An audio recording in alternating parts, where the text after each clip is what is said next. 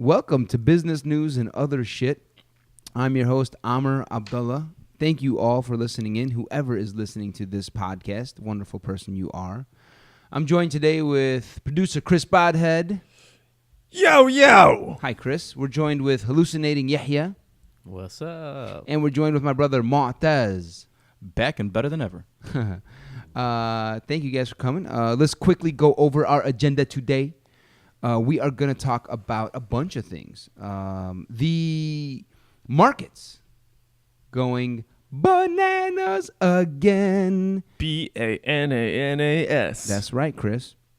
They're going bananas. So we're going to talk about what does that mean if you all have been investing, starting to make moves in investing, and you guys are like, Amer, am I really going to keep doing this while the markets are tanking? So we're going to talk about that. We are going to talk about an experience Yahya had this week with regards to the Mercy Hospital shooting in Chicago here. Yahya was present at some of that very sad situation.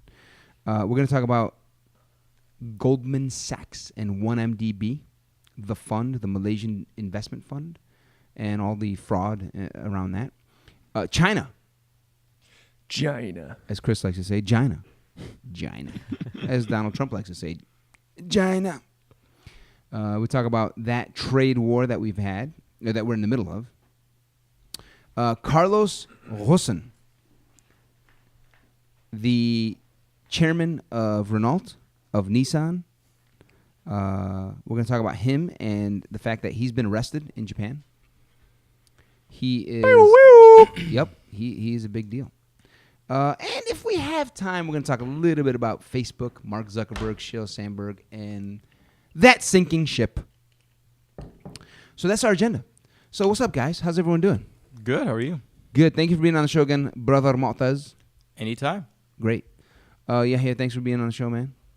Happy to be here. Yeah, man. I say we jump right into what's going on with you, Yahya, before we even talk about markets. So yesterday, 24 hours ago, there was Monday night. Yeah. Today's Wednesday, everyone. That's when we're recording this podcast. Wednesday, November 21st, I believe. Is today the 21st? Yeah, Yes. you nailed it. Jesus. So on Monday, November 19th, in the evening, there was a shooting at Mercy Hospital, which is near a hospital that Yahya works at, the University of Chicago Hospital. Yes, that is correct. And I wanted to just bring this up because, yes, we love to have fun and talk business, but this is a serious thing that Yahya went through, and we want our listeners to just hear about Yahya's experience. Thankfully, Yahya was not at Mercy when there was the active shooter. Thankfully, there was no active shooter at University of Chicago. But because there was an active shooting at Mercy Hospital, they had to shut down that hospital. And the victims that were shot at Mercy were rushed to a different hospital because of the shutdown at Mercy. They couldn't be treated there. Wow. Yeah. So they were rushed to University of Chicago down the street, or probably a mile or two away, at which point Yahya was there. So just the facts around the shooting, as I understand it, Yahya, correct me for what I don't know, what I'm mistaken about, but a man armed with a gun called off work early, asked to leave early, to go to Mercy Hospital, where he found his ex-fiancée, a female doctor, and he wanted to attack her for their broken engagement, as I understand it. Yes. Okay. As part of that, besides shooting her, may she rest in peace, she has died, after he shot her, he shot a police officer as well. Yes. And then he was killed himself. The shooter himself was killed by other security and police. Correct. And he also killed a third person. Oh, he did? Yeah. He killed a pharmacy resident who was... Oh, wow. Yeah. Wow. By the way, anything I say doesn't reflect the thoughts or opinions of University of Chicago. Maybe I should say that too. Yeah, absolutely. Yeah. Absolutely. This is just your experience. Exactly. Absolutely. And we also will make sure we don't violate any HIPAA regulations and revealing information about victims that's ridiculous. We don't want to do that. Yeah. But the truth is, you didn't actually work with any of the victims. Correct. With your hands in any way. Okay. Yeah, I didn't get there on that early. Right. I kind of got there a little bit later after everyone had been kind of settled in. Right. Yeah. Okay, so 3 people actually passed plus the shooter, so four deaths. Mm-hmm. I mean, I read an article recently that says there is a mass suicide just about every day in the United States of America, whether we hear about it or not. And they define, this is the New York Times, they define mass. Did I say mass suicide? Yeah, I you heard did. mass suicide. Whoa, sorry about that. No, that's not correct. I was a little confused. I was like, people get together and just David Koresh is still alive and just gets people to commit suicide all the time. No, Mass shooting. mass shooting. Just about every day. I think there's like 350 a year, so it averages out to almost one a day. Jesus.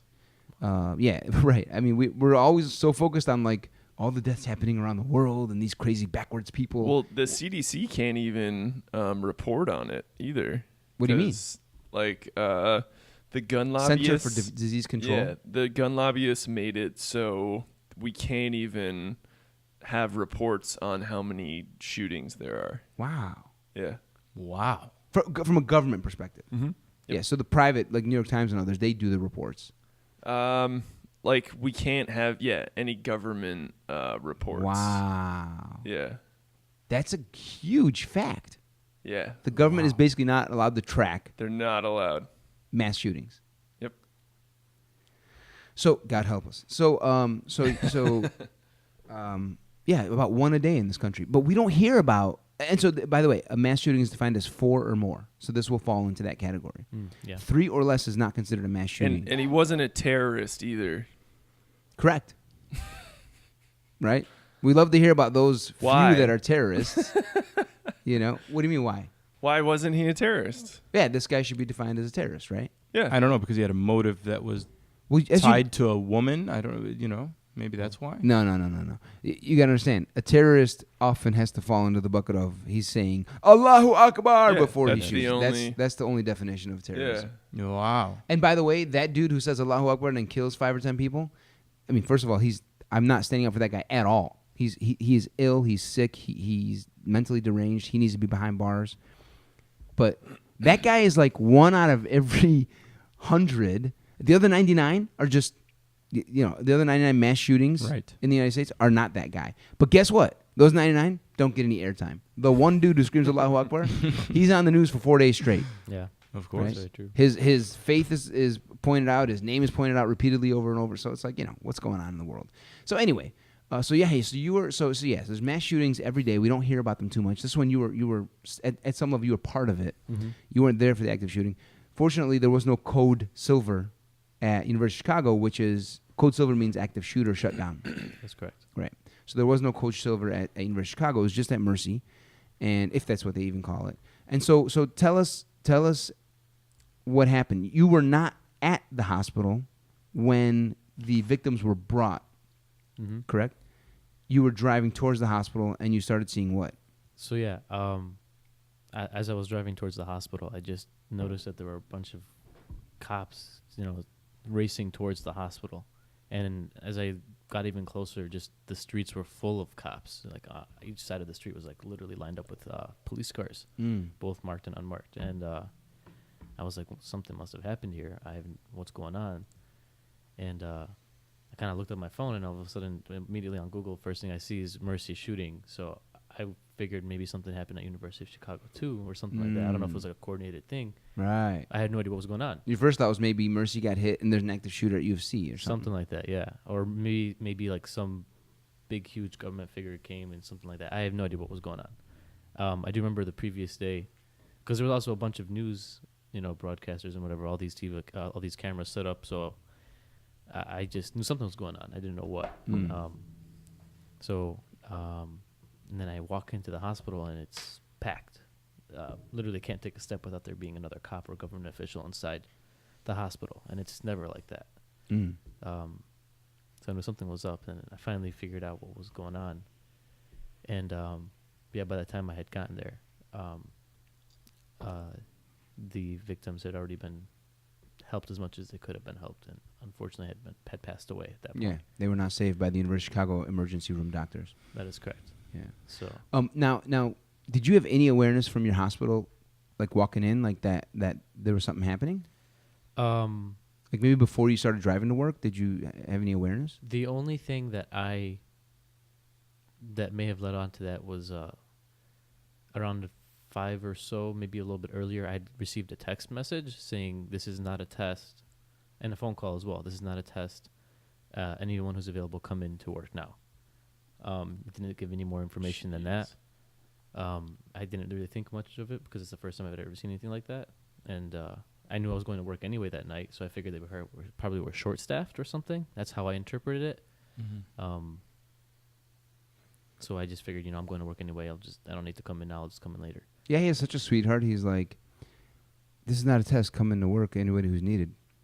He's like, hell yeah, I'm going to work. They need me. I'm needed. That's good of you, bro. I mean, I was You're already supposed going, to I work. know. Yeah, exactly. I don't think you're making me look good, and I'm not. Humble Let guy. me just try. Humble guy. Let me just try. I'm sure the thought occurred to you, like, I'm going to work, baby. No. Give him some love, man. Love you, bro. just But not that way. got you. Yeah. Thank God. Okay, cool. So you had some awareness from that text message. All right, so then you get in there, and the ER doctors have already worked on them, and they've passed. Yeah. How are you feeling at this point? Are you kind of like freaked out? I was just going to ask. I mean, when you're approaching the doors and you're entering, you're like, okay, what's going on here? Was it mass chaos? It was, like I said, like normally the hallways are empty. You know, Yeah. I can walk through them pretty easy. I had to literally walk in between two people every single step I took. So it was literally packed to the brim. Almost like a Lollapalooza concert or something like Exactly. that. Yeah, it was like a crowd inside the hospital, Wow. filling the hallways. And who was it? Mostly cops, or was it the victims' families, or what? Primarily cops. Okay. There was a lot of family as well, and a lot of friends of the cops. And I think there was the doctor also was at our hospital as well that got shot. The doctor that got shot, the ex-fiancée, Correct. she was there, and then Dr. the cop O'Neill was her name. her name is Dr. O'Neill, And it was Officer Jimenez.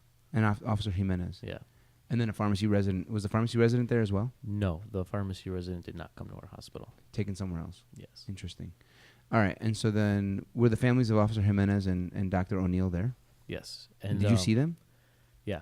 So that was probably what impacted me the most. It's just seeing, because like when you walked in, you could just feel this whole air of like sadness and dread and what just happened, and you could all. I mean, all the officers were red-eyed, with what was going on, because it seemed like it was really close to a lot of people. Yeah.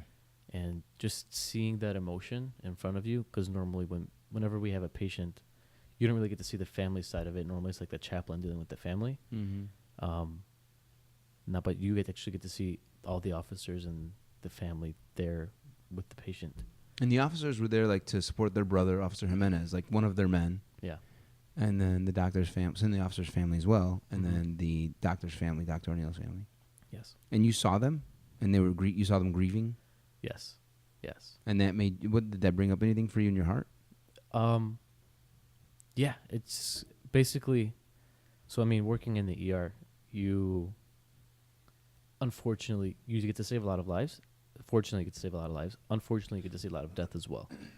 And a lot of just struggles that people get to have or face. And sometimes you get desensitized to that. And it's a reminder to kind of realize, like, we're all human when these are human problems.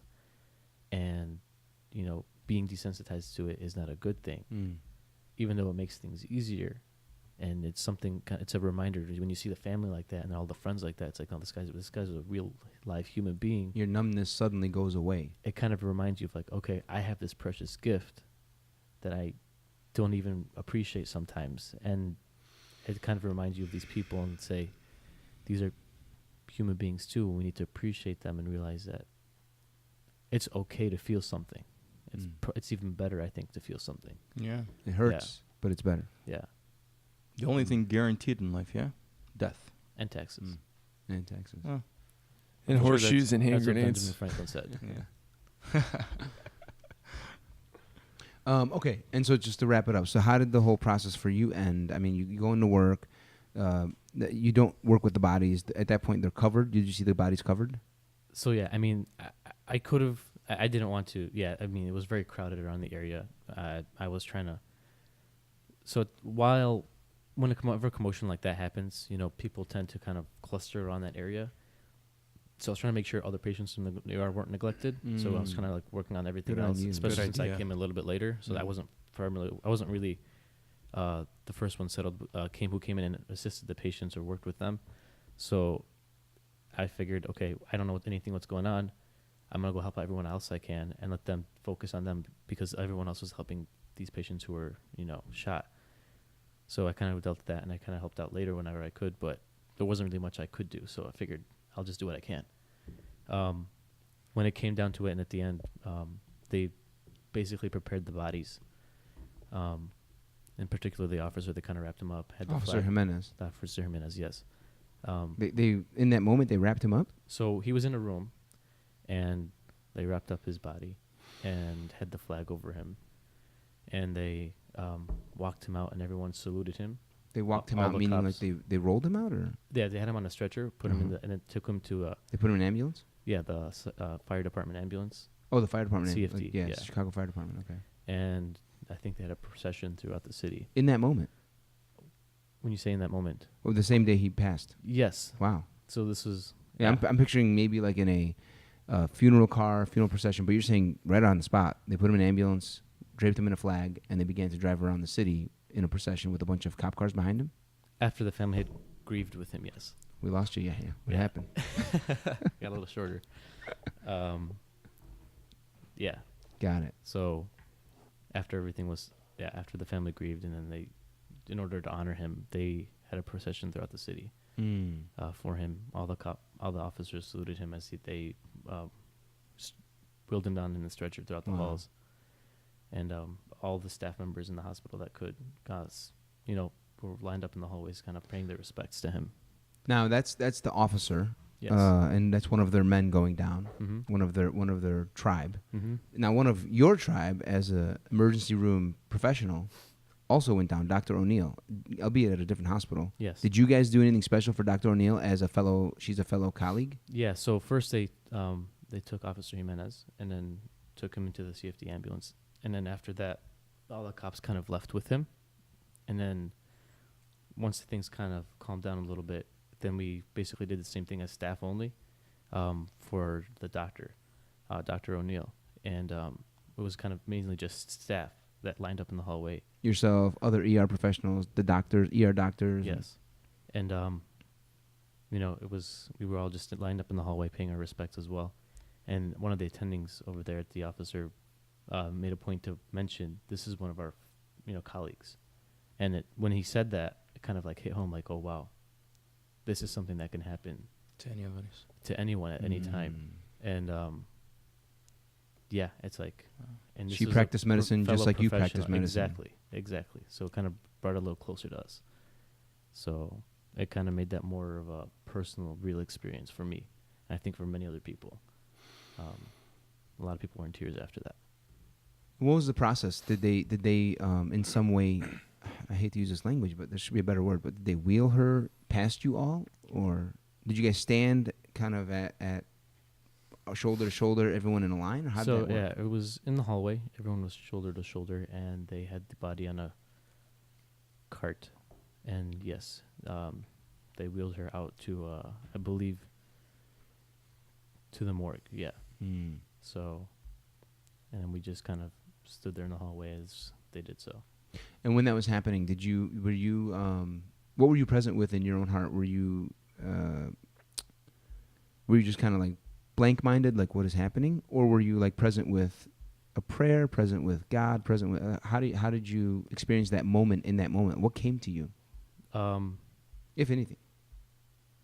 I kind of felt a little shame. I felt like I couldn't like look anyone in the eye. I felt like I had to kind of, I guess, humble myself, have some sort of humility with it. And yeah, I mean, I was present with the prayer. I kept on for both the officer and the doctor when we wheeled them through. I said, may God accept them and have mercy on them. So you were repeating that in your heart or out loud? It was in my heart, yes. So you're praying for them. Yes. May God accept them and have mercy on them. Mm-hmm. Amen. Amen. May that be. Yeah. So then they wheel her past you guys and they take her to the morgue. Mm-hmm. And then you guys disband and go back to work? yeah, it was. Surreal, right?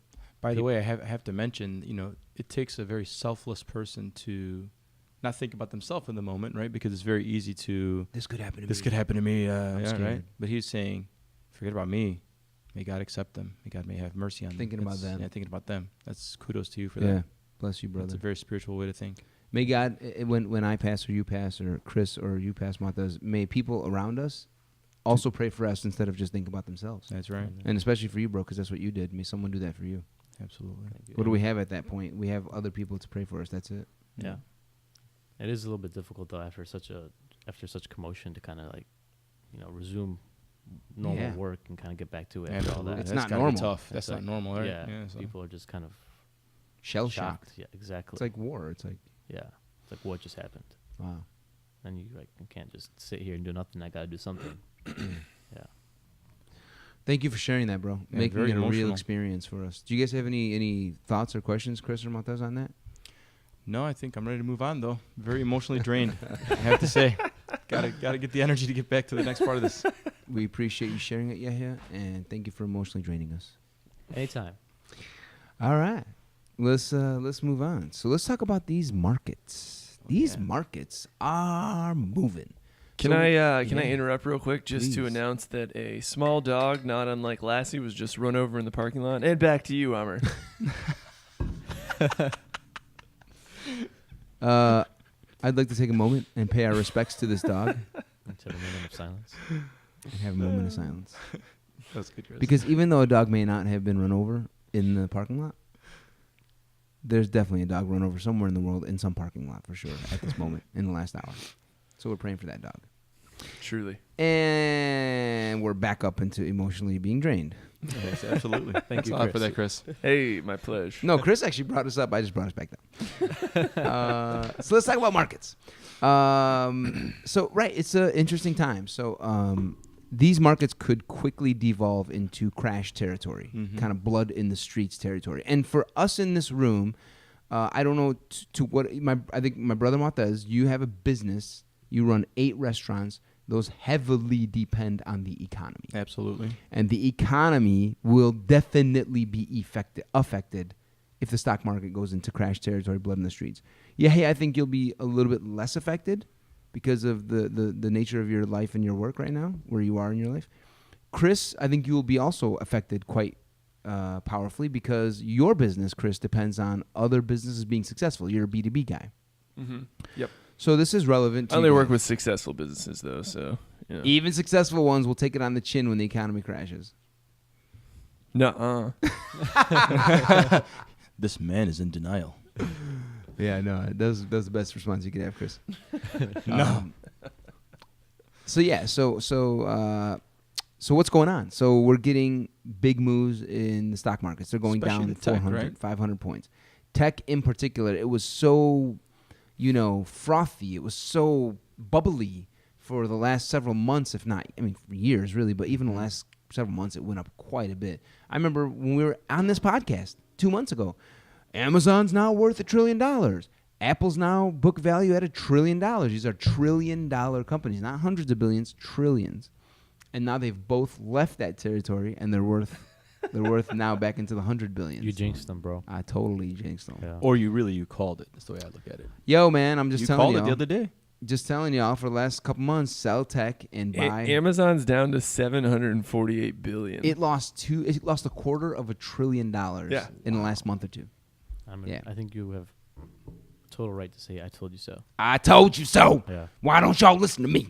God damn. Yeah. So, honestly, it wasn't that hard. Are you falling too? I think we're all falling No over here. comment. Falling for you, Amer. These are all caught on camera. I hope you have that on camera, Chris. My brother just almost fell off his chair. This ain't my first Happened to me a rodeo. while ago, too. I know. Me and Yahya are falling My over turn's each other. My turn's Yeah. next. My turn's next. So what does this mean? All right, so let's think about it. So I always like the 60-20-20 rule, right? Which is 20% of your money goes into savings. So if you make whatever, call it $2,000 a month, I say 20% of that $2,000, $400, $300 after taxes, something like that, each month gets saved and put into the markets. Now, does that mean start putting your money into tech? Not just yet, but I will say tech has taken it so hard on the chin. We're not that far from when I'm going to start saying, hey, it's time to buy some technology. Yeah. We're not there yet. We're not there yet, but we're getting closer. We're getting closer to where it's starting to cheapen up in a way where it's like, you know what? Google's price, for example, has gone down so much that I feel good if I put money into Google right now for the next 5 years. I like buying Google at these prices. I'm not there yet, but I would not be putting it past me in the next week or two if it keeps falling this way. So that's the first thought is 60-20-20, take your 20%, continue to invest in the markets. It doesn't have to be tech just yet. It can be a little tech if you want. But, you can also just, like I always say, invest in the SPY. This ticker, where you can just put $100 or $200 into it, and it invests in all 500 of the largest companies in the United States, the S&P 500. SPY is the ticker. And again, you can invest in that stock for free without paying a $10 or $20 fee to buy that stock using Robinhood, Stash, JP Morgan, all these platforms. Now, does anyone here have money in the stock market at all? I do. Yes. You do? And you do. Okay, everyone. And in what form do you have it, Motez? It's a money market fund. So. Money market funds. But I mean, like, is it just good old fashioned? You invest in every Ameritrade or it's like a mixed fund. Is it in the form of like a retirement account? No. Well, I do have that as well. But Okay, I'm so you have both. specifically talking about one that I have access to where I can pull money out and put money into it. Okay, so it's a money market. Yeah, so you're probably earning a little bit, around 1 or 2% in that. Have you ever considered? Okay, so you probably don't want to invest in stocks because you may need to pull that money out in some In way. that specific one, but I also have The other stuff that retirement is longer like term. a 401k, Okay. IRA, blah blah blah. Yeah. And does that one? Do you have money that continues to get invested in there, or is it money from the past that you've paused investing? I have paused investing Okay, yeah. So, ever since we spoke a few months ago. oh, really? Yeah, You paused. I paused. Yeah. So I would say continue to invest, just possibly at lower amounts, and keep some powder dry. If I can interrupt, this podcast has had a profound impact on me investing in the market, and I find myself getting very excited. Like, okay, what's Amer recommending this week? And then doing that. Like, I changed all of my stash investments to gold from anything remotely close to tech. Mm-hmm. How's that been? I haven't been paying too much attention to gold. I mean, it must tech's been taking it on the chin. right. So. That's good. You won that way. Yeah. I actually think gold has gone up a little bit. Yeah. I would say gold, commodities. I was saying oil, and that's taking it on the Tanked, chin yeah. in a big way. So they get. You said steel too, and I feel like. Did I say some of the steel, Everybody aluminum said steel? that. Maybe that probably has been going up actually. I think it's been going down. Oh, has it really? Mm, I have not probably been now paying it's going to attention. come down. Maybe. I'm yeah. not sure, honestly, to be honest. In the last month, a bunch of stuff has probably come down. Gold has probably gone up. I would say non-tech stocks are good, really good too. Like Proctor and Gamble, that's a great one. It's just a staple that everyone's going to keep buying their toothpaste. It's just something that people don't stop buying. I feel like gold's a smart thing to invest in now with Trump in office because, one, he's weird, super weird. And ever since you've said that, I've noticed so many other people saying that. Like John Oliver was just like off his rocker yesterday talking about how weird Trump is. Really? And then the day before, Seth, whatever his name Myers? is, Myers was talking about how weird he is. And I'm like, yo, everybody's like riding Amer's coattails right now. Well, listen, this dude is just weird. I mean, That's it. Seth and John email me all the time. They love the podcast. But yeah, he's super weird and he loves gold, and I feel like he's unstable, and what stays stable during that time is gold. Absolutely. You're like, okay, well, he's going to blow us all up with nukes. What's still going to be valuable after that happens? It's some gold, probably. Not a does bad it, idea. Does it really matter at that Something point anyways, shiny. by the way? Something shiny, right? Yeah. Well, we all assume we're It- going to survive that. Right. Especially his nuke. Somehow, some way it'll actually miss us. It does matter. It actually does. Look, leaders. There's always a leader of the world, whether it's the United States, whether it's Great Britain, whether it's the Ottoman Empire, whether it's the Roman Empire. There's always a leader of the world. And if history, if history is any indication, they all go down. But when they go down, it's not like the world stops operating. People keep working and eating. So the question is, what do you want your investments in and your personal wealth and all effort, right? Because all savings is like past work I've done in the past, hours I've done in the past, and I'm trying to store them in some way. I don't just want to work and then spend, work and spend. I want to have a little cushion, which gives us all psychological. It's the mojo account, right? It's the mojo account. Your mojo. Mojo. It really helps a person psychologically operate in their day and feel safer if they just have a little stashed away, backup stash. So the question is, where do you want your backup stash? And so as things start to get a little shaky with Trump, for example, you do want to pull out of things that are dependent on the United States economy, like Apple, like Google. These things are heavily dependent on our country's success and the Constitution and our government. Because if the government goes south and the government disbands, it's like, wait, what happens to those companies? They're often dependent on the Constitution, on the Supreme Court, on law enforcement. But if law enforcement goes away, it's like people are just going to loot YouTube. They're going to loot Google. They're going to just go to these places and potentially, people will quit their jobs potentially. So it does matter. And gold is often, and even gold, Chris, depending on how you buy gold, can be a little tricky.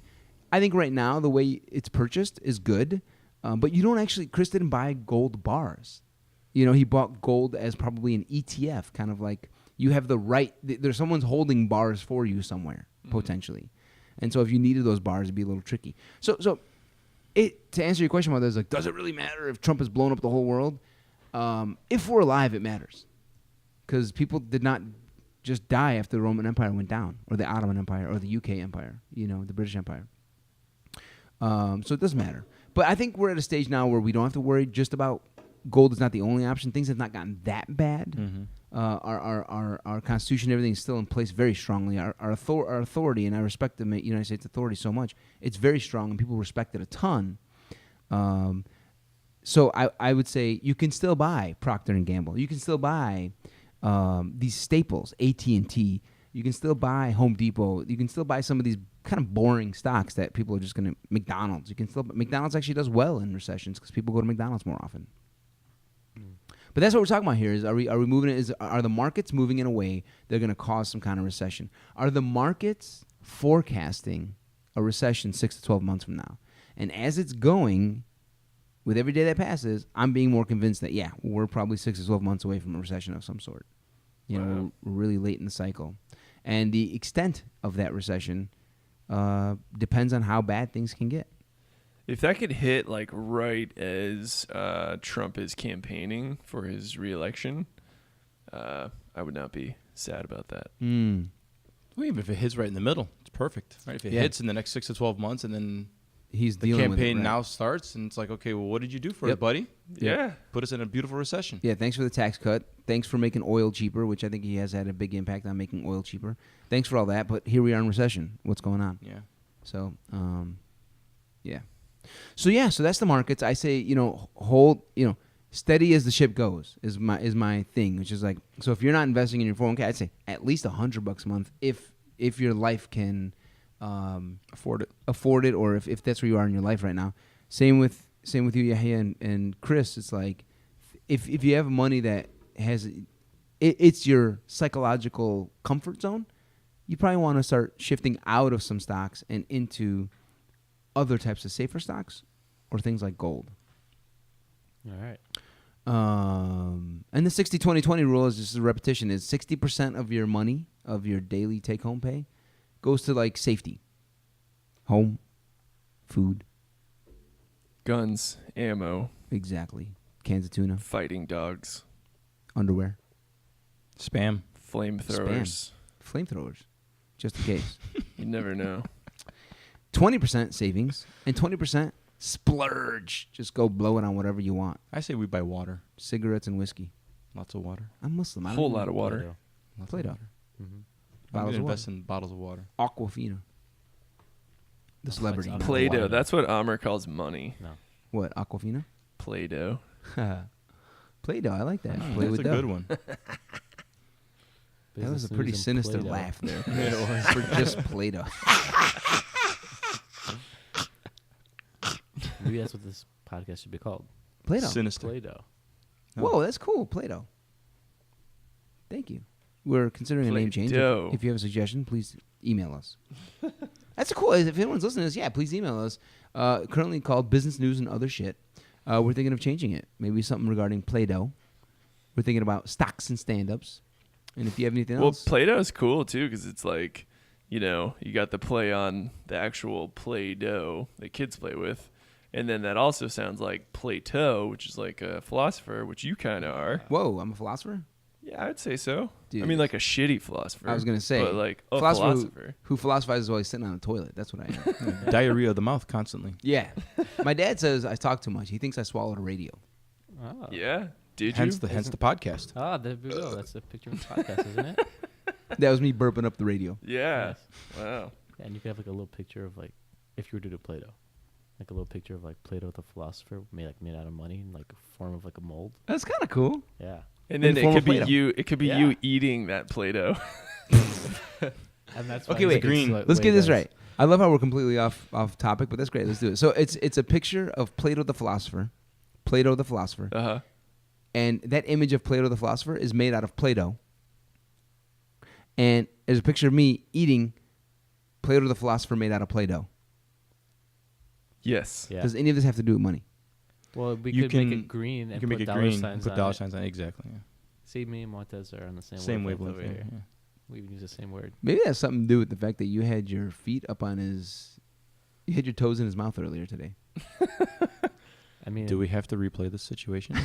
yeah, I mean, can I we- could. I did video it. This is really messed up. www.yahyastoes I knew this was gonna come back to haunt in mouth.com. And the rash is still existing, so you better be careful. me. Yeah. We will not discuss the rash. But the doctor called and he said, use extra ointment. Thank you. He said you're the cause of all the E. coli on the Romaine. Yeah, which we'll talk about that. In fact, let's move on from the markets. 60-20-20, good luck with that, y'all. Let's talk about you, Mutaz. So you own 8 restaurants. You've been on the show before. Mm-hmm. 3 of those restaurants are called Habanero Baja Grill. Mm-hmm. The other 5 are called Meza Mediterranean Grill, Mm-hmm. if I'm not mistaken. You nailed it. Okay, so you've had these restaurants for 15 plus years. Mm-hmm. And prior to that, you were at Accenture as a Consultant. technology consultant. That's correct. Cool. So over the 15 years, over the decade and a half that you've been doing this, things happen in the world of the food supply chain. That's correct. And you've seen them all play out. That's right. And it's happening again. Right now. Right. So there are reports out there that there is a problem with romaine lettuce in the United States. Many people are getting sick.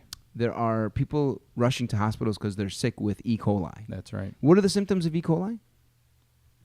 Do we really need to talk about this on air? Well, just... Lots of diarrhea. Okay, so they have stomach issues, diarrhea Yeah, it issues. could lead to some type of failure in the kidneys as well, I think. Is that right? Yeah. Okay, so that's scary. Yeah. So E. coli is a very serious thing. Very serious. And do you know if anyone has died or can die from E. coli? I don't know if anyone's died, but there have been, I think, upwards of 100 reported cases, maybe more now. Oh, wow. And Illinois has been affected by it. So. Yahya, our ER expert. Yeah, he could know. He knows I all think about this. the medical terminology for diarrhea is leaky poop. Yes. Well done. You're welcome. How about E. coli? Do people die from E. coli? Honestly, I'm not 100% sure, but Well, if given you're having how- diarrhea, I mean, it can dehydrate you. Yeah, that's not a big issue. But I think he's saying the kidney... And Issue well, could be I'm an saying issue. It can affect your kidney function, I guess, if you're dehydrated. Right. Um, Probably depends on how old you are and how well your kidneys are functioning. yes. Okay, cool. So E. coli. So that's what's going Yeah, on. so you get abdominal cramps, vomiting, diarrhea. Yep. Okay. Yeah. All right. Do So you have any visual aids? we I think we already did that earlier, no? Yes. we did do that at one point. Yes. Our listeners have no idea what we're talking And about. by the way, it definitely is a leading cause of acute kidney failure in children. There you go. Acute kidney failure. That doesn't sound cute at all. No, very uncute actually. Uncute kidney failure. You can get a fever, all kinds of stuff, seizures. All right. So you own these restaurants. Yep. Do you sell romaine in your A restaurants? lot. A lot. A lot. Like how many cases or pallets a week? Probably half a truckload a week. You buy half a semi truckload? Almost half a semi-truckload a week. Okay. That's a lot of romaine Lot of lettuce. romaine. It's not cheese, it's lettuce. Lettuce, Oh, not cheese, dude. What's wrong with I you? mean lettuce. Okay, and so are you still selling romaine lettuce? No. Why not?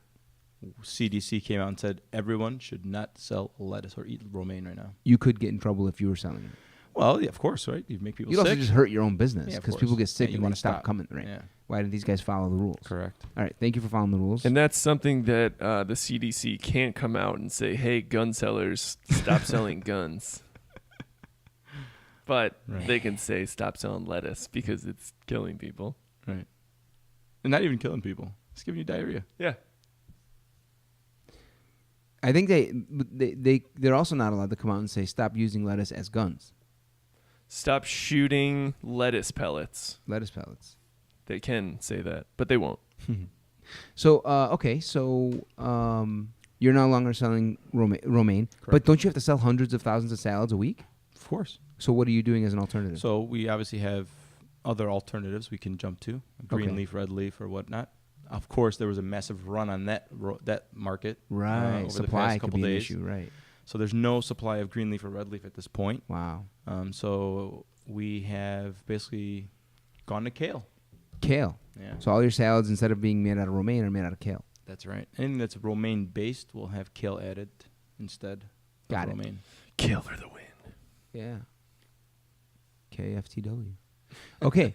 So now what impact does this have on so it does seem ridiculous in 2018. That's right. 100 people can get sick, go to the hospital, Yeah. and we can't figure out where this romaine, because what I'm understanding is it's not clear which farm has the E. coli of the thousands of farms in the United States and Mexico. It's not clear which farm is the culprit. That's correct. It's crazy, right? Because if you think about it, we track everything. Yeah. And you need to track the supply chain of romaine. Right? This is in the fields and can be affected at any moment by anything, specifically cow manure. Right? Because a lot of times these farms are near each other and they have cows, let's say at the farm next door, and those cows, of course, poop, and then it rains, and that poop makes its way down to these greens. AKA shit rolls downhill. Shit rolls downhill. That's right. Literally. Literally, in this case, shit rolled downhill into romaine lettuce. Into your Wait, food. let's just forget about E. coli for a second. Are you saying when cows don't have E. coli that shit's rolling downhill and we have to eat that? Let's not talk about this. I don't wash my lettuce good enough. I'm just starting to realize. We do wash our lettuce. Really The funniest thing, my wife, she is extremely clean.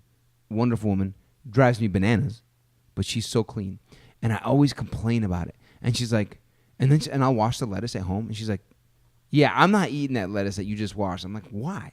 She's like, you need to put that in a bowl, let it soak for like 10 minutes, dump some vinegar on it to sanitize it, and then maybe I'll eat it after you rinse each leaf on its own. I'm like, woman, you crazy? But now that I hear cows are pooping all over our lettuce, I'm like, I don't think she's cleaning the lettuce good enough. Just some extra spice, bro. Extra spice. Ugh. Yeah. A little poop to give it builds some character. flavor. Pizzazz. I was so worried yesterday. Poops I ass. was like, damn, did we just freaking serve people Mm. bad romaine? Or, Right. contaminated romaine? Are there any cases in Chicago that you're aware of? I don't know about Chicago, but Illinois, they've been reported. They just Oh. haven't said where. Oh. So, of course, I'm like, okay, what any good businessman would do, runs and makes himself a salad and eats it. A romaine lettuce salad? That's right. Why would you do that? Because I was like, I hope I didn't make people sick. Oh, because if you got sick, then you might know. Yeah, like, okay, let's see if this romaine is tainted. So, of course, Yeah. I ate it, and I'm fine. But truth be told, like you didn't know in a way, right? Like once course, I you didn't- heard about it, you took them off. We knew after the lunch rush. That's the problem. Like, Gotcha. we knew like at 1:30, like, damn, we just sold freaking 1,000 salads. Not good. Man, I got And you. more than 1,000, probably sold like 2,000 or 3,000 salads. So I was like, all right, we either 2,000 or 3,000 people are gonna be calling in sick to work the next day, or we're gonna be good. So I'm like, I'm gonna go eat, see if this. Wow. So I went and ate it. If you sold half as many salads the next day, you might know. We are gonna sell half as many salads today because business will be slower today. Oh in yeah, general. day before Thanksgiving. Ah, true. Did you get? So this is the $1 million question. Everyone ready? No. Okay. Drum I'm roll, ready. please.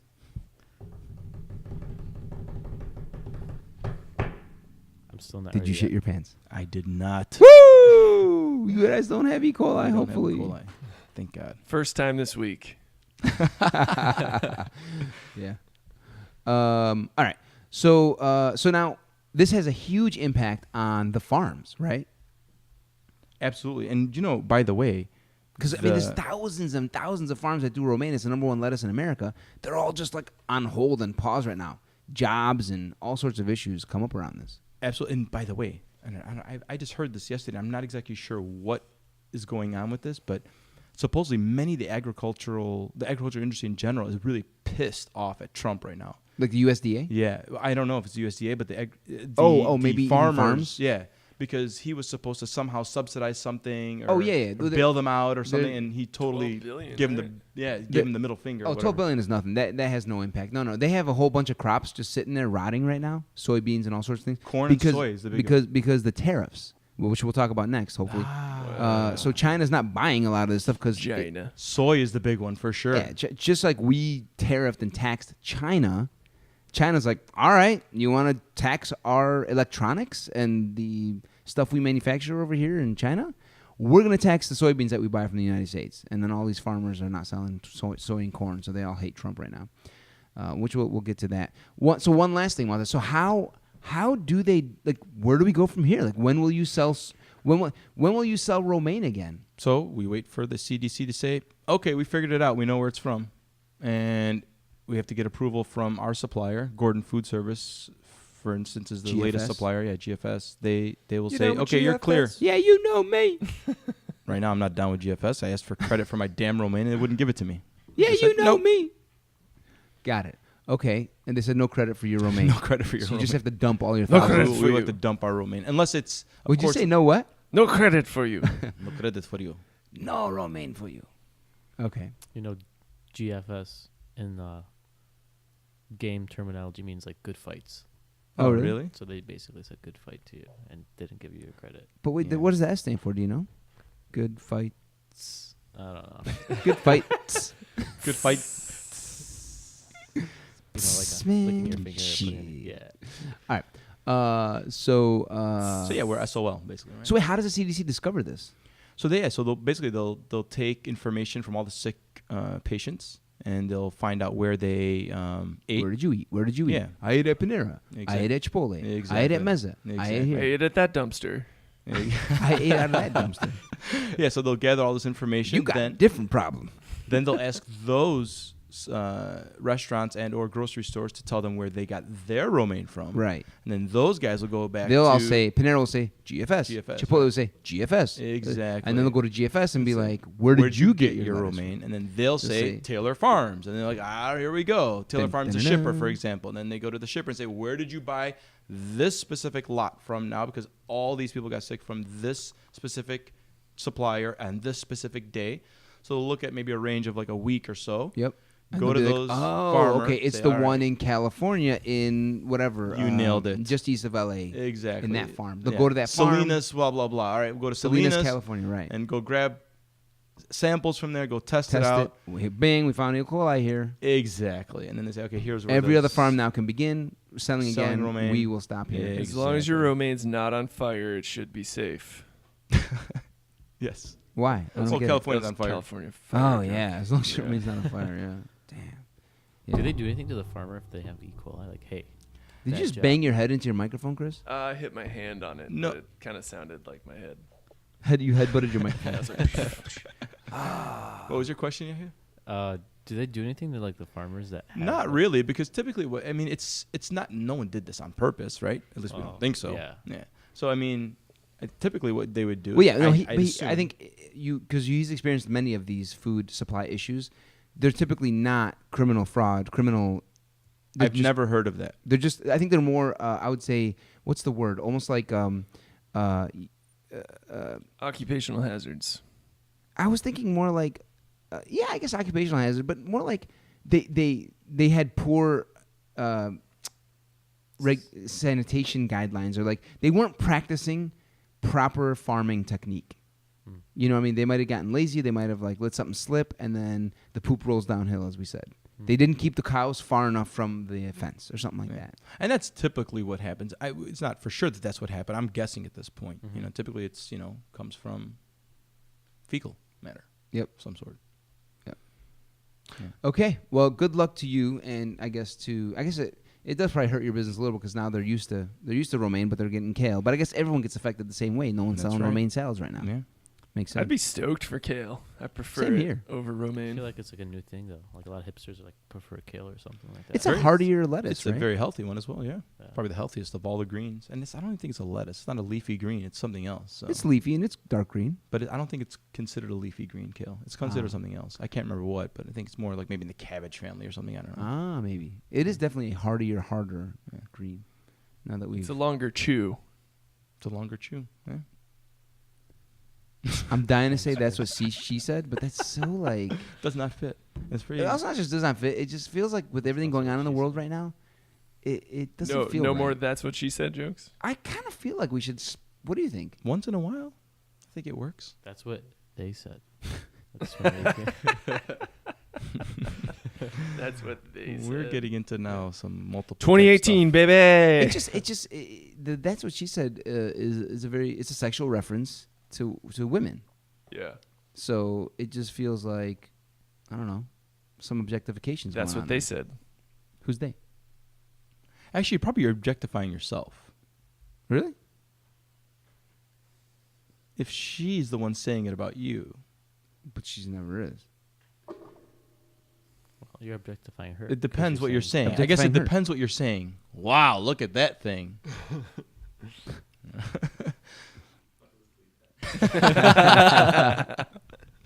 All right, let's move on. In and out. Let's talk about Goldman Sachs. Sachs of Goldman. There's so much to talk about. We have to be careful with time, Chris, because you have a call at 1 p.m. I doth. Okay. So keep me up to speed on timing. All right. Goldman Sachs does business with the country of Malaysia. All right. Many of these countries have what's called a sovereign wealth fund or an investment fund, where they take the taxes of the constituents or the citizens, they put them in a fund, and then they go and they invest. They invest in American companies, they invest in real estate, they invest in all sorts of things. And the investment fund is overseen by a group of kind of employees who allocate the money and decide as part of a committee where to put that money. Somehow, some way, a man named Joe Low, Joe not J-O-E, Joe like J-H-O, Joe Low, a Malaysian man, was able to siphon money out of that fund, $4 billion to be specific. Siphon money out of that huge fund from Malaysia, laundered the money. He put it basically through this bank, then that bank, and transferred it here, then moved it there, then moved it here, ultimately until he got to his own personal bank account. Wow. Damn. Okay. $4 billion. Joe Low. Now, It's pretty low, that is very low. but it's pretty cool as well. I mean, if you're... It's not a good Does he thing have to do, anything to but- do with J-Lo? Just wondering. That's a great question. damn. I believe they're brothers. Okay. In case anyone wondered, J-Lo is transgender. Mm-hmm. It's 2018, man. Come on. Yeah, she's a man, which means he's a man. J-Lo's a man. No, so this guy Joe Low had the help of Goldman Sachs, Southeast Asia bankers, right? So Goldman Sachs has a bunch of bankers in New York. They have a bunch of bankers in Paris. They have a bunch of bankers in Japan. And they have a bunch of bankers in Southeast Asia, Kuala Lumpur. The Kuala Lumpur Goldman Sachs guys made $600 million in fees in helping the investment fund operate. That's a lot. That's how these investment banks work. They make money off of helping people invest money. So as part of helping... So Goldman Sachs gets paid for helping... One MDB, the Malaysian Investment Fund, they get paid $600 million for helping allocate that money to various pockets, various investments. They got their $600 million. Goldman got paid. Mm-hmm. And the bankers at Goldman in Kuala Lumpur, in Malaysia, I believe that's where they're... Southeast Asia, I believe that's where they're situated. But I'm not sure where their head office is. I would guess it's Kuala Lumpur. Those bankers ended up paying bribes to some of these Malaysian government ministers who have the power over this investment fund. Okay? That's what Goldman did. They ended up bribing, like, for example, the prime minister of Malaysia, right? The guy who runs the country got bribed. And that guy took his bribes, and him and his wife bought all sorts of crazy things. They've now been since knocked out of power. It was uncovered. After they got knocked out of power, it became clear to investigators that, whoa, this runs way deeper. Goldman actually helped the prime minister and his boy, Joe Low, the prime minister's boy, Joe Low. Goldman helped them siphon money into various investments in a way that allowed Joe Low to get billions of dollars for free. Steal. Basically, the guy stole $4 billion. So that's the background. Now, here's the thing. Goldman Sachs internal control. I worked at JP Morgan. This happens frequently. People are trying to money launder through these big banks a lot. And we're taught so many types of rules around money laundering. It's called KYC, know your customer. You got to know who your customer is, who he's connected to. Is he connected to a government official? Where's this money coming from? You can't just take money from anyone at a bank, especially at the big banks.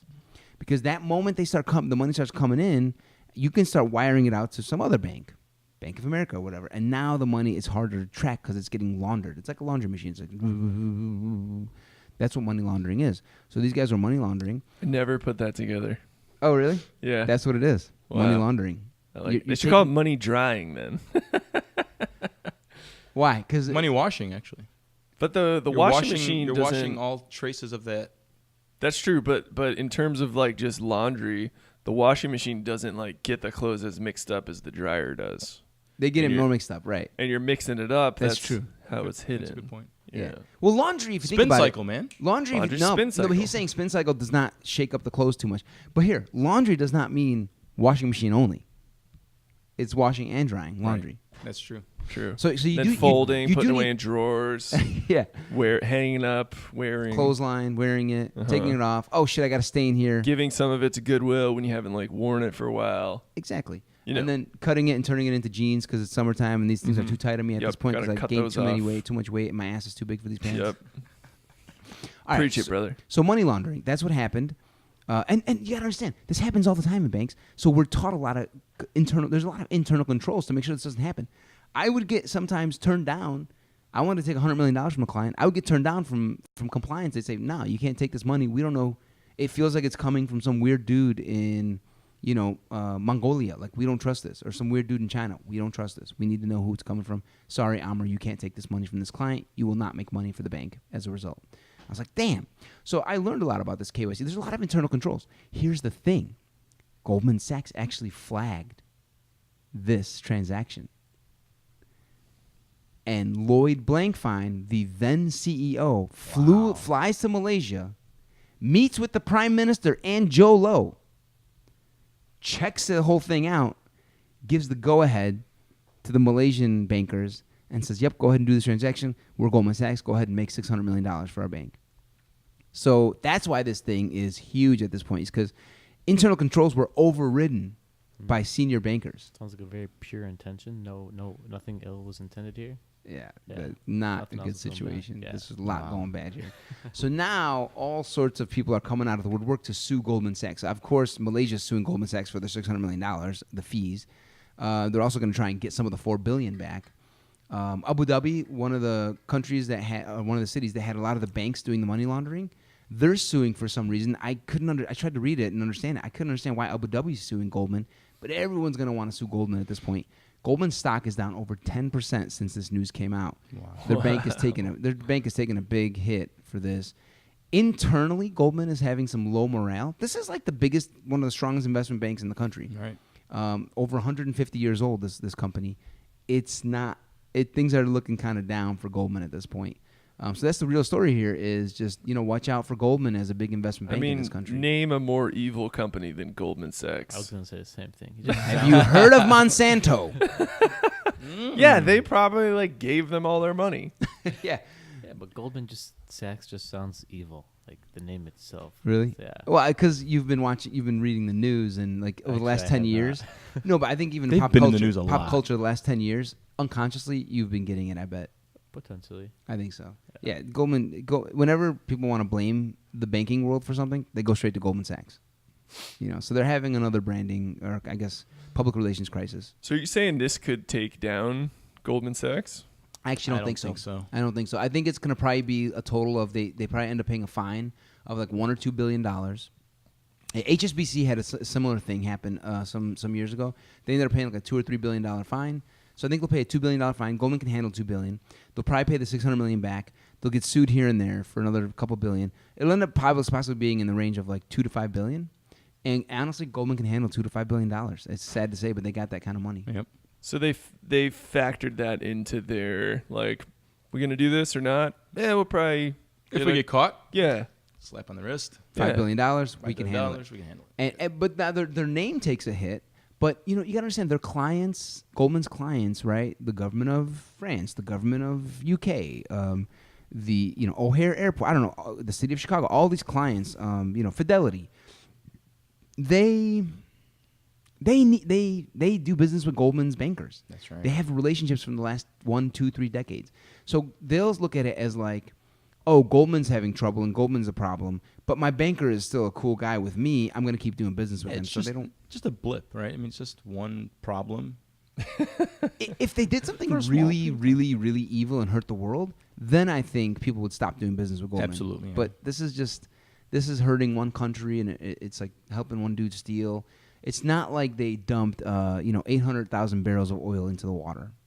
It's bad, and they're shady, but I think people will. They just invest in the company that does that. Exactly. Yeah. So I have a question for you. So you said as you guys are taught in banks to kind of avoid that kind of stuff or look out for that stuff, right? Money laundering. Yeah.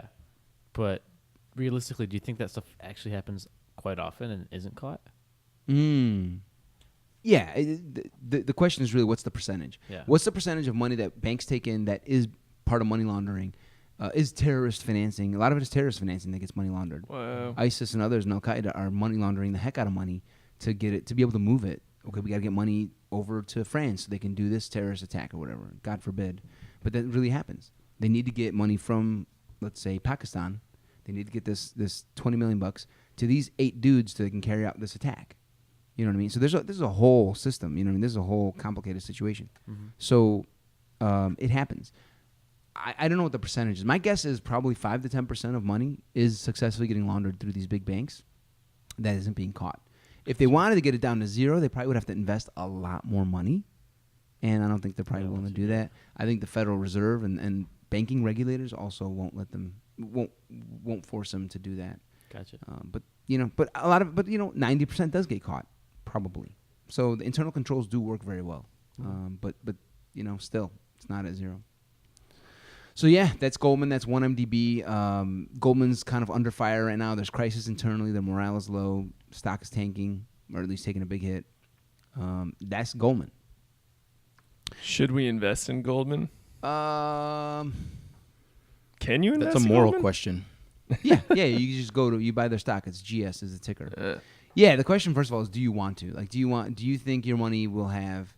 I believe in blessing, and money having blessing, and depending on what you do with your money. So if you go and invest in alcohol companies and gambling companies and a brothel, I don't know if the money you make from those investments is actually money you are proud to have. I don't know if that's money that will bring you goodness in your life. I actually think you put a lot of negativity in the world when you do that. So same with Goldman. You might be putting out a lot of negativity in the world, and you know what? What goes around comes around, in my opinion. So I don't know if you want to, but if you did want to, and you felt like they're, let's say, making amends, and Goldman's trying to fix their ways, and they're not, but let's say they wanted to, and they said we're going to do these new controls, we're going to do this new regulation, then yeah, you can go into Stash, type in GS, and just buy a share for, I don't know what they're trading at these days. Is that CEO gonna have to face any consequences? He was the then CEO. Yeah, so he actually may. He's not the CEO anymore. A guy named David Solomon is the CEO now. Lloyd Blankfein was the former CEO. I think he might, man. I think he could face some criminal charges because he gave the go-ahead. He gave the approval. He probably is vulnerable. I mean, shouldn't that be the takeaway from this? Like, if you break the law and steal things, even if it's a lot of money, white collar, you still go to jail. Actually, now that you say it, that should be the way things are. it wasn't in the Great Recession of 2008, the financial crisis. Yeah. No one went to jail. That's really. right. A lot of these CEOs who were approving a lot of these bad transactions didn't go to jail. I think what They were happens... bailed out. They were bailed out. I think what happens is they get a slap on the wrist. Mm-hmm. They get a fine of $1 or $2 billion. Mm-hmm. They say the company is liable, not Lloyd. And then Lloyd goes scot-free. Dude, send these guys to pound me in the ass prison. And then see Sounds how like many you've been there before, Chris. and see how many are still Continue doing to do this this, stuff. Right. Right, exactly. But It the shouldn't way be that way, right? lobbyists... I mean, it should not be this If way. you steal a TV, You go to jail. you go to jail. Okay, how many TVs can you buy for $4 billion? A lot. Yeah. A lot of TVs. And you hurt a lot of people. What a simple analogy, dude. You steal a TV, you go to jail. You steal $600 million or $4 billion, you don't go to jail. Yeah. You pay a fine. Yeah, Why can't people just pay a fine if they steal a TV? exactly. Chris is a genius here. I'm definitely not the first person to say this. What Yahya just said? Yeah, of course. My mom says it all the time. Chris, you're a genius. Now listen, go inside and hide under the bed because Chicago's dangerous. She does actually say that. Okay.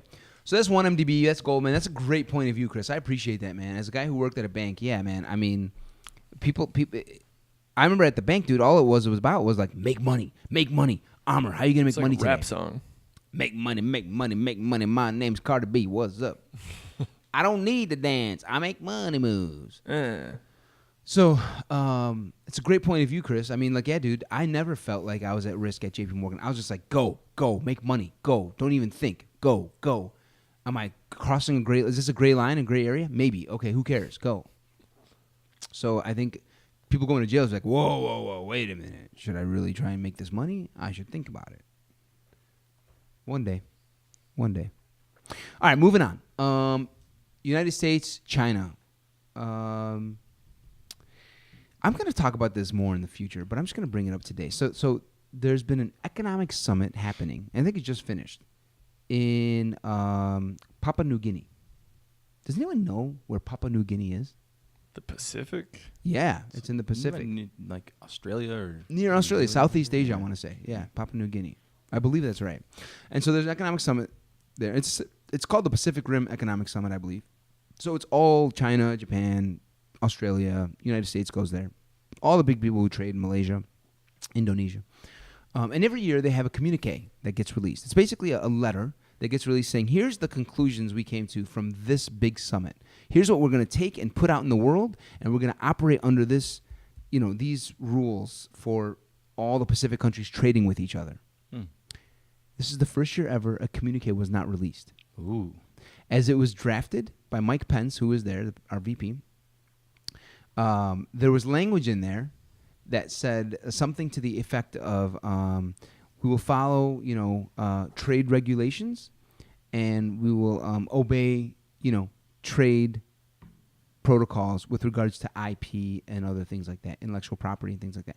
China felt like that was a swipe towards them. It kind of was, because China does steal a lot of intellectual property from us in technology. Yeah. All right. But the way the United States is going about forcing China's hand, Xi Jinping, President Xi from China, went up to Mike Pence, had a one-on-one conversation with him. I don't know what took place in that conversation, but all I know is a communique was not released because I think President Xi did not like some of that language that the United States put in there about the trade regulations and the trade rules and following trade rules. I think he felt like it was a passive-aggressive swipe at China. And so I think the U.S. is like, nah, we're going ahead with this communique. China's like, no, you're not. Like, yeah, we are. Like, no, you're not.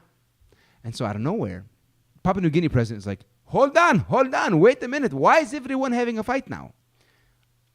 I think that's how they speak in Papua New Guinea. So all of a sudden, the office where the communique was being drafted and about to be released, a bunch of Chinese dudes, like Chinese ambassadors, walk up to the door and start threatening them. It got heated. They're like, you are not releasing that communique. And sure enough, it didn't get released. Wow. So it was fisticuffs between Pence and Xi, between these ambassadors and the people who were drafting the communique. And it was just crazy. So tensions are high. President Trump is meeting with President Xi in Argentina in less than 2 weeks, so we'll see what happens there. But let's just figure out how we got here, right? So there's a trade war happening, and there's no ceasefire. Trump keeps taxing Chinese goods that are coming into this country. Taxing. Trump believes, along with his main trade representative, Peter Navarro, they believe that with the more trade we do with China, the more stuff we buy from China, and the more trade we do, the more kites we buy, the more umbrellas we buy, the more whatever we buy from China, the more we are shipping jobs and money and factories over to China. Mm-hmm. Okay? Now, some of that is true. We are shipping factories over there for sure. We are shipping jobs over there for sure. We are definitely sending money over there for sure. But they see it as a huge loss of jobs and factories and money here. When in reality, it's a way bigger picture than that. They're just stuck on this small idea. In fact, Peter Navarro said it's like a reverse mortgage. You guys know what a reverse mortgage is? Like when you own a house and the bank starts paying you. Sure. Peter Navarro he thinks we're just paying them and we're losing equity in our country. We're giving them money and we're losing equity in our house. Because that's what happens when you have a reverse mortgage. The bank's paying you, but you're losing your house. I think he thinks that we're paying them and we're losing our house. So it's not even a great example of a reverse mortgage, in my opinion. I don't understand what he's saying. But he's basically saying that we're losing our country the more we trade with China. Stop trading with China. What he doesn't realize is it doesn't work that way in the world. You know? The best example I can give, there's two big reasons, but the first one I'll give why they're wrong. Trump and Navarro are wrong. And they're just creating a major problem in the world. And all our countries are shrinking. This is so all our countries are shrinking because of this problem. Our country is getting way more sophisticated every day, like exponentially. This iPhone is a freaking miraculous feat of human innovation, right? Our Federal Reserve System and how it operates with interest rates and the controls we have with interest rates, huge feat. Yet we can't trace Romaine. Right. We can't trace Romaine. So just through innovation, just through interest rates, the global economy that we've developed with shipping containers and all that, like it's crazy, just crazy that they think so small. Our country's our country's like at Harvard, right? Our country's training and studying and learning at Harvard. That's the analogy here, all right? But even though we just got our PhD, our bachelor's, our master's, and our PhD from Harvard, we go back to our home city, let's say LA, and we're like, you know what? I'm going to go back to working at Jimmy John's, even though I now have a Harvard bachelor's and MA and PhD. It's like, what? No, you're too sophisticated. Don't go back to Jimmy John's. You don't want that job. And it's like, no. I want to work at Jimmy John's. Dude, you have a PhD from Harvard in sociology. I don't know. Go teach at Stanford or something. Like, no, I'm cool with Jimmy John's. I'm cool with house cleaning. Not to take anything away from Jimmy John's or house cleaning. We need those things. Those are important. But let people have those jobs that need those jobs, and dude, you go do a different job. So we in America have a PhD from Harvard. We're so sophisticated. No one's creating this in the world, right? No one's creating Tesla, right? We're so sophisticated. But Trump, no, he wants to keep kite-making jobs in America. He wants to keep shitty jobs in America and keep us down. It's like, dude, no, you don't want to. You want that job to go there and retool and retrain Americans here. We'll figure it out. Yes, it's painful, but you got to grow. Everyone's got to grow. You can't just sit and... I think it stems from self-limiting beliefs. Like, people think the only thing I can do is mine coal or work in a factory, and those jobs are going away. So I'm going to vote for the guy that says he'll bring those jobs back. That's it. Even though they're shitty. You nailed it. You nailed it. That's it. And we don't care if we have all the schooling and training to make you a Harvard PhD, Mr. Miner, or Mr. Umbrella Maker, or whatever. Yeah. We're not going to train you to be able to be a certified Microsoft technician. We're not going to train you to do that. What? Like, why? Yeah, not? yeah. And by the way, what's that mean for your child? Like, he's going to be a coal miner too? Like, no.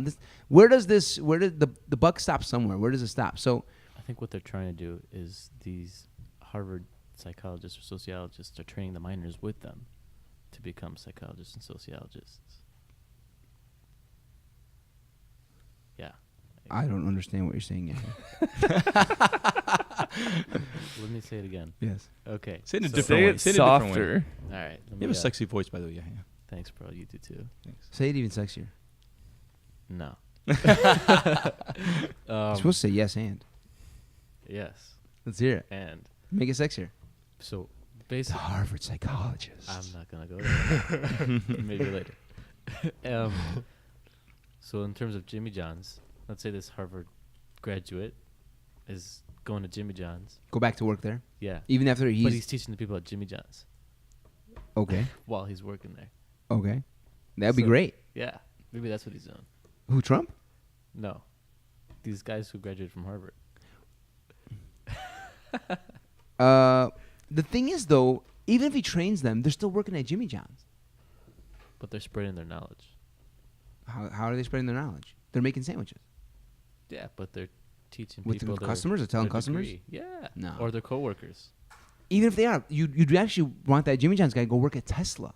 He now has a Harvard PhD in engineering. I don't know. Yeah, but if he's I mean, I see what Yahya is saying. I just don't think it's truly effective. I mean, it may make the life of Tom and Bill and Yahya and Amer and so on and forth, who's working at Jimmy John's, a little better for that moment. But the reality is, what I'm saying is, man, you can do so much more. You can affect the world in so much better way. Yeah, why? you Get can over have to more Tesla, impact. get over to Microsoft. Right, you Go, can have more go impact. there and affect the world. Because Create at new Jimmy John's, technology. okay, something, but not enough. I Right. feel you. Not Right. enough. So that's what Trump's doing. And it's not good for our country, man. It's just not good. And it's not good for the global economy. Everyone's starting to shrink. Isn't this Everyone- crazy? Trump actually thinking in such a small, insignificant way. Doesn't Our make sense. president. Our president. Wow. What's funny is I don't Yeah. think the guy is adult. I don't think he's an idiot. Right? He won. And he continues to win. He's smart in some ways. Everyone thinks, oh, he's such an idiot. Everyone writes about how he's dumb he is and how adult and he's weird, but he's not dumb. He won. I mean, I'm sorry, he won. Yeah. He He schooled continues to win. he You're right. schooled all of those Republican candidates. Jeb Bush, Ben Carson. He schooled everyone, dude. Ted Cruz, Marco Rubio. They couldn't hang with him. I feel like he schooled them by calling them out. Yeah. Just calling them out on all their crap. And So- then when they would call him out, he'd be like, and? You're still worse than me. Right. He schooled. Basically, he's just child. He's like, I'm bad. You're worse. He's childish in a way that wins and works. That's right. You know. fine. So Like, so it's a work. Entertaining. absolutely It's entertaining, too. Absolutely. He has Lot of he, face he value. used his skills in a way that helped him win. So he's not an idiot. However, he's not right about everything. This trade thing is just a really, really bad thing. It actually, I read some stuff about this. It goes back to his days in the 80s as a Manhattan property developer. Mhm. He used to get really pissed when Japan would come in and buy all sorts of Manhattan real estate for He's ridiculous bringing his prices. baggage in. Yeah, so he always has hated the Japanese and foreigners for coming in. But what he doesn't get, and here's point number 2, we don't want to make umbrellas and kites and whatever else. Let China make that stuff. But here's the thing. We're getting something else from all these countries we trade with. Mhm. We're getting capital inflows. We are a capitalistic economy. That's right. China is more socialist. We need capital for our country to thrive. Mhm. We need billions of dollars to come in and give Uber money, and then Uber builds all these self-driving cars and creates all these crazy jobs. We need that capital. And guess who gives us the most capital? China's one of the biggest ones. They buy so much of our debt. They lend us so much money. They give us so much capital. They invest in all of our companies. So they are giving us something that we need really badly. They're giving us capital.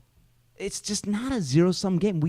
He thinks that the fact that they're making the umbrellas and kites and we need those jobs here is so small-minded. When in reality, look at the big picture. They're giving us capital. They're giving us all sorts of money, whether it's treasury bonds, allowing us to have lower interest rates. So anyway, Do you think there's like any ulterior motive to this? from Trump, Yeah. Like, is there any actual benefit to this? populism. He's able to prey on Mhm. people's fears who see the headlines about China growing and they're living in West Virginia as a miner or whatever, in Florida as a umbrella maker, and they're like, I'm gonna vote for that guy because he cares about me and my job. Are there that many umbrella makers? In the United States, factories, like factory workers, Yeah. There are. man. There are. They've lost their jobs quite a bit the I last see what couple you're saying. decades. The last Okay. 3 decades has been hard because of China. Last 25 years. But the thing is, our GDP has gone up like, I forgot what the number was, like 30 times or something.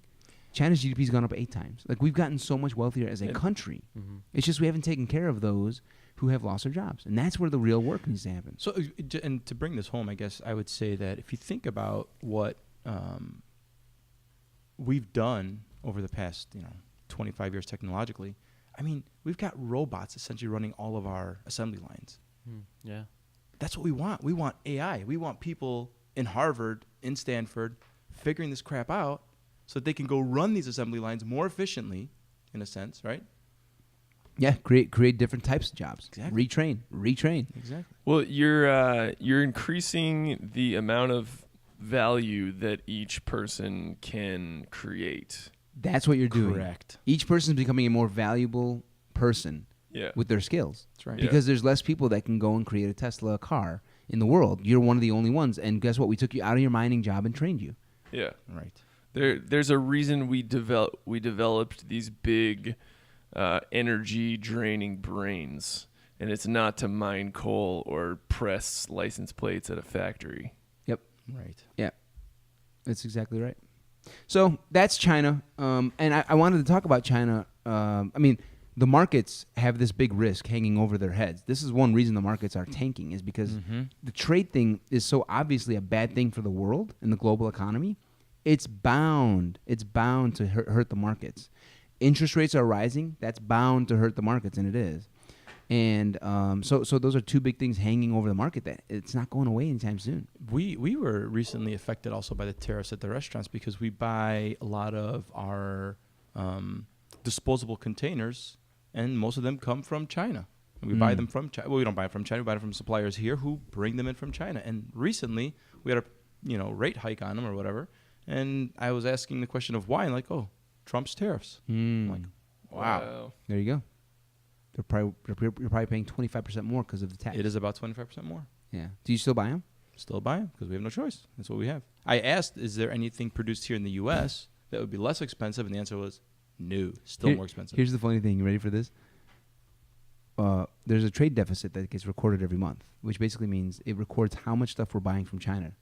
And you'd think with these tariffs this year that we'd be buying less stuff. Like you get a tax of 25% on your disposable tray containers, and you're like, oh, I'm done buying those.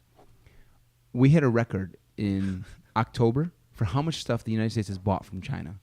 So even though we're all paying tax on Chinese goods, we're buying more of it. Wow. We need that. The global economy cannot survive the way Trump thinks it's going to survive. He obviously thinks he's probably trying to get, twist their arms and get them to agree to something. That's his goal, is to get them to agree to something, a deal that works better for us.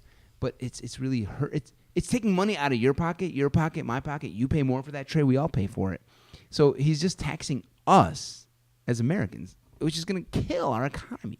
Is that helping the government though? Then just by taxing us, Helps then? the government a little bit. Yeah, But is it enough? but it in the long run, because we all pay more money out of our pockets, our morale goes down. We're like, oh, I can't buy as much stuff. I got to save more. And so we just start shrinking our buying.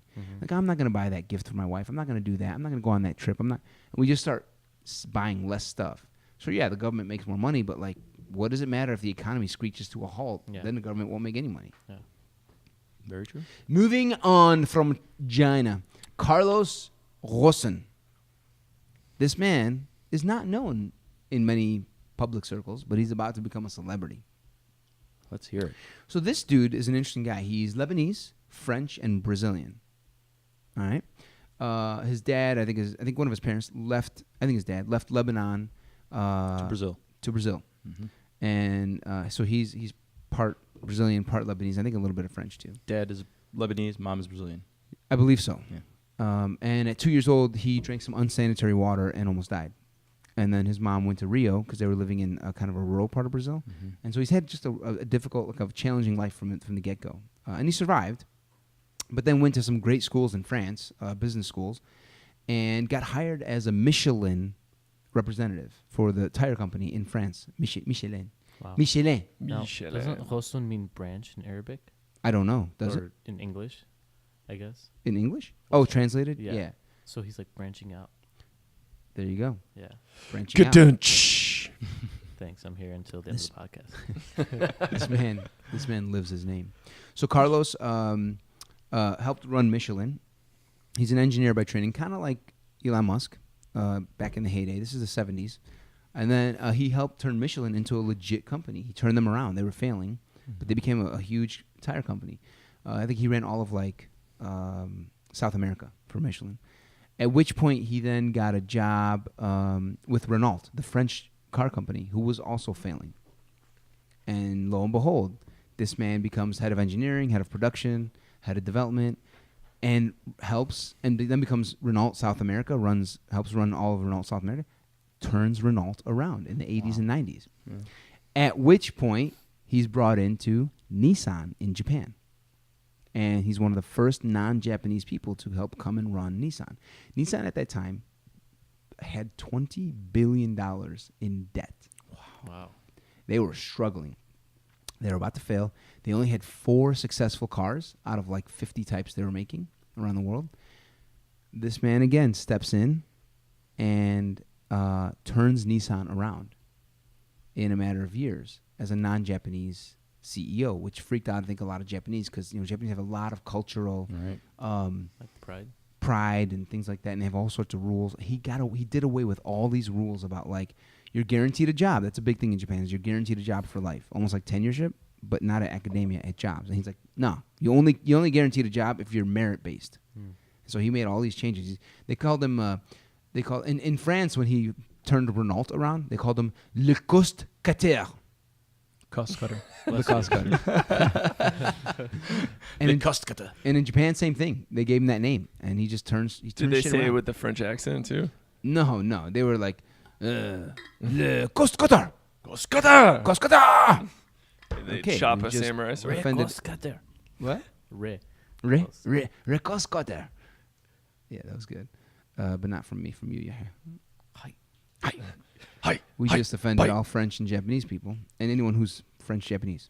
I love you guys. How much longer are we going to be able to do any accent Before we get slapped on the comically? hand? Before it's I mean- like that's like saying the N-word. I'm not lying. That material is not as funny as it used to be. It's Yeah. just not. I'm not seeing it on stage as much. I'm not seeing it's. It's probably only funny if you're from that culture and you're saying it to those people. from that culture. Then they laugh about it. Which Like, is yeah. not which is not that common. Exactly. I mean, maybe me as a Muslim Arab person, if I have only a Muslim Arab crowd, okay, that works. But if you want to be a more mainstream comedian, that's Right. not going to work. Correct. I think you could do it when you're like doing an impression of your parents if you're Yep. like That of- works. of I do that. descended One of my from favorite immigrants. jokes. One of my That favorite works, jokes. yeah. We'll get back to Carlos in a minute.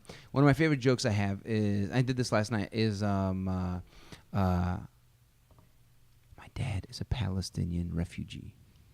This man came from a war-torn Middle East, and when you hear him tell the story, he says, "I came to this country with nothing but the shirt on my back. And why you think to this day I wear no pants? Whitey tighties, that's what I wear. If you don't like it, go in the corner and stare." So that can work because it's my dad. You know? Was that supposed to rhyme as well?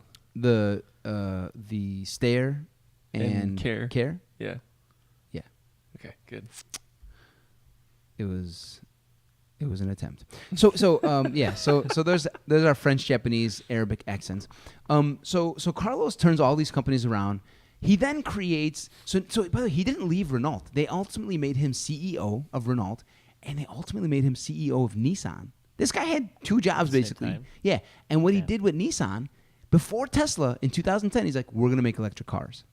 And to this day, Nissan sells twice as many electric cars as Tesla. Wow. No one knows that. The Nissan Leaf is one of the most popular. This is more worldwide, not just in the United States. That's probably why, yeah. But he saw it. He saw the zero emissions thing, like where he's like, if we're going to try and sell more cars and not destroy the world, we're going to need to make a zero emissions car. And that's what he was doing. So this guy is a major person to be dealt with. He sounds awesome. Yeah, exactly. I want to know this guy. And so this guy creates a alliance between Renault and Nissan because he's running both companies, and he's chairman of the board of both. He's got power. Chairman of the board is like the guy. And he then out of nowhere, 3 days ago. So then for Nissan, he relinquishes CEO because he just had, I think, too many hats on. He gives it to his he had a co-CEO. I forget it's a Japanese man. I forget his name. And the co-CEO is given the full CEO job. Carlos backs off. He just stays CEO of Renault, which he is right now. And he stays chairman of the board of Nissan and chairman of the board of Renault. So he still has a lot of power. I like this guy. Mm-hmm. And out of nowhere, I should look up the guy's name. If you could look it up, Chris, current Nissan CEO. This guy announces he gets authorities in Japan to prepare for Carlos's return into Japan. And when Carlos returns into Tokyo and lands, they arrest him at customs. What? Carlos was arrested for financial misconduct, all orchestrated by a man named... It just says Carlos Ghosn is the CEO of Nissan. Okay, it keeps saying they don't have the new guy. I think it's Hiroko Tawati, but I think I've got it wrong, so that's why I didn't want to say it. Okay. It's a Japanese man who's been at Nissan for 40 years with Carlos. They were together for a long time. In fact, he was there before Carlos, and Carlos came in and made all those changes to kind of shake up Nissan. They want to arrest him now for what? Financial misconduct. So he's accused of spending company money on family vacations. He's accused of spending company money on his home in France and home in Japan. He's accused of underreporting his compensation, how much salary he was making. And so the Japanese government, he was accused of these things. The Japanese government arrested him on the spot when he landed in Tokyo. Wow. I don't believe he's in jail anymore. I think he probably is out on bail. But I honestly don't know how Tokyo and Japanese authorities work. So why would this dude accuse Carlos of these things? This guy turned around multi-billion-dollar companies, created great alliances, created the first electric cars, sells more electric cars than... It just smells fishy to me. I feel like they're trying to submarine this Carlos guy, arrest him, and get him... Oh, okay, I wasn't too far. Hiroto Saikawa. Hiroto Saikawa. I don't know how to say it, but that's his name. Hiroto Saikawa. He's the one who orchestrated the arrest of Carlos. This is the current CEO of Nissan. Yeah. Right. Yeah. So, I don't know. I'm suspect of what's going on. I haven't read all the stories. There's got to be some truth to it, though. I mean, like, part of me is like, yo, if I'm a Nissan investor or a Renault investor and you saved the company and you... Seriously, right? It was going down the tubes and you now made it worth a $20, $30, $40 billion company. You stole $20 million for your family vacation or $100 million. Like, let's just have an internal conversation about it. Yeah. And Exactly. be like, yo, what are you doing, dude? We found all this stuff. You're taking money for your house in France. Okay, give the $30 million back. Right. We're going to find you an internal thing. Right. We're going to slap your hand, and let's continue running these amazing companies. It's obviously more serious in Japan. I think that they're trying to submarine this guy after all the... It in the article I just read, it said the maximum penalty is 10 years in prison and $89,000 for what he's done. That's the maximum 10 years in penalty. prison is the big thing, because that will strip him of being chairman of the board of Nissan. So here's the Do rumor. they really want that? Here's the rumor. He was actually trying to orchestrate a legit merger of these two companies and call it Nissan Renault. Oh. And the Japanese did not want that. Yeah. Now it all makes sense. I think that's what's cooking here. Japanese were like, no bueno, And I'm not gonna lie to Kimosabe. you, Exactly. that is not, and here's our first F-bomb, that is not fucking cool. The guy, I mean, it's like the guy is adding so much value to our world. My sister drove a Nissan for some time. I drove a Nissan for some time. He's creating all these electric cars and zero emissions in the world more than Tesla. Like, that's a good thing for our... You know, I had some friends just go to Japan, and they said that the Japanese people are extremely, for lack of a better word, racist against anyone who's not Japanese. Very true. The Chinese, White people. Filipinos, Yep, even white Americans. people, they're Absolutely. just like, beat it. You know, if you're a white person to this day, there are certain Japanese restaurants you're not allowed into. Yeah. They have a term for it. I forget what the word is. And they'll be like, they'll say it in Japanese, like, white person, not allowed. They'll just look at you and say like, no, you can't come in. Wow. So And sorry, Carlos. And the ironic thing is their birth rate is so low that in 2 generations they're not going to have a country anymore. Is that right? Yeah. They're so afraid of embarrassing themselves that no one like risks going up to a girl to be like, "Hey, can we go out on a date?" Wow. So no one's connecting, no one's getting married, no one's having kids. It's gonna get worse with sex robots. They probably already have really good ones over there. I'm sure. The Japanese? Yeah. It's got like a Sony label on it. Sony sex robot. All right, we got to wrap up. This has been another episode of Business News and Other Shit. If you listened all the way through, God bless you. I love you. Call me. Let me know that you actually did. I'm sure I'm going to get no calls. I'll call you. Thank you.